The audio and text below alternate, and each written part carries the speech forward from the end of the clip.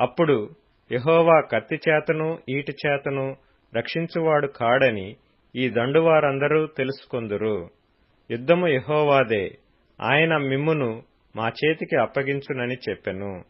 ఆ ఫిలిష్తీయుడు లేచి దావీదును కలియుటకై అతనికి ఎదురు పోగా, దావీదు వానిని ఎదుర్కొనుటకు సైన్యము తట్టు త్వరగా పరిగెత్తుకొని పోయి తన సంచిలో చెయ్యి వేసి అందులో నుండి రాయి ఒకటి తీసి వడిసెలతో విసరి ఆ ఫిలిష్తీయుని నుదుట కొట్టెను.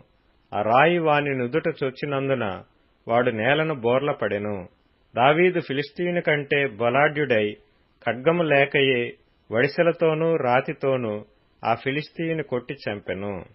వాడు బోర్ల పడగా దావీదు పరిగెత్తిపోయి ఫిలిష్తీయుని మీద నిలుచుండి వాని కత్తి వరదూసి దానితో వాని చంపి వాని తలను తెగవేసెను. ఫిలిష్తీయులు